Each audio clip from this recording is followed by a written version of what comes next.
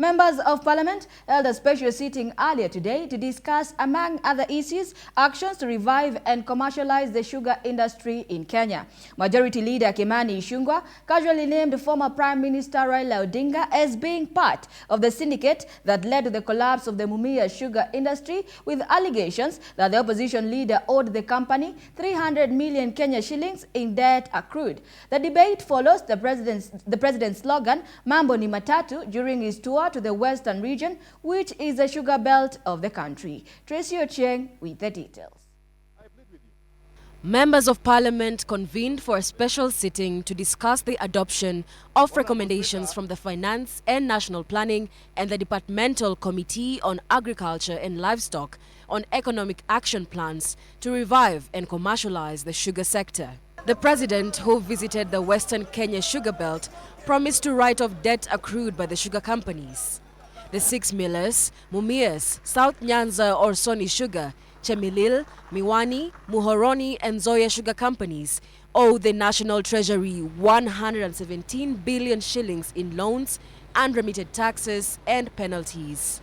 Among the recommendations to revive the sugar industries is privatization by offering 30-year leases to private investors, a process majorly curtailed by debts that the Parliament is seeking to write off so as to attract private investors.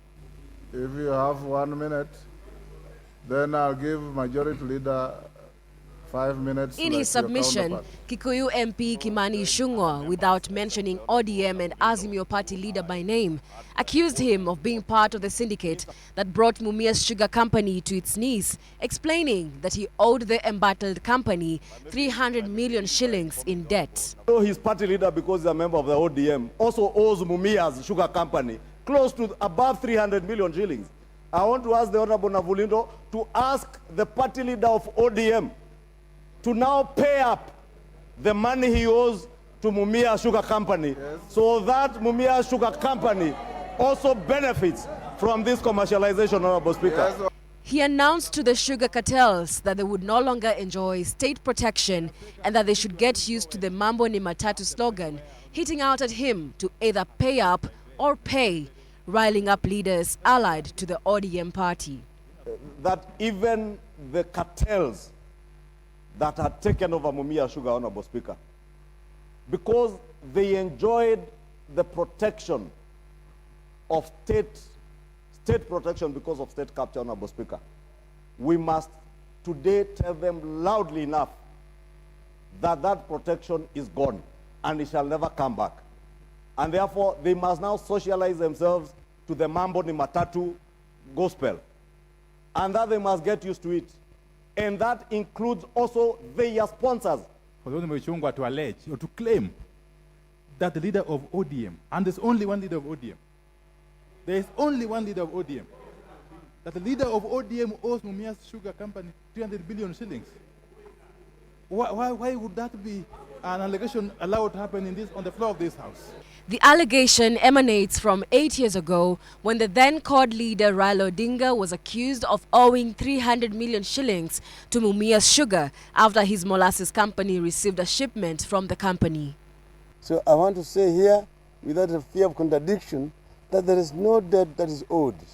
And if there were any, it would be a commercial debt. And there's nothing wrong with that at all. The Jubilee government need to come clean about the sugar deal. Right now, we are talking about the Uganda sugar deal. So the high priest of corruption in Kenya should not divert our attention to other irrelevant issues. Speaking at Zoya Sugar, President Ruto objected to public property being placed under the control of private investors. But now, legislators have it as part of the recommendations to lease state-owned sugar companies to private capital. Kubaliana number 1 ya kwamba mambo ya privatization ati ndio shamba ya wananchi ipatiwe mtu mwingine, tutasimamisha. Hiyo maneno ya kuuza shamba ya Nzoia tulisimamisha. Tuka cancel program ya privatization.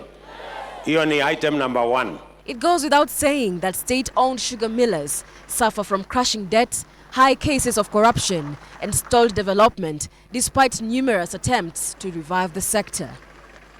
Will this be the saving grace for the sugar industry? Tracy Ochieng reporting for GBS News.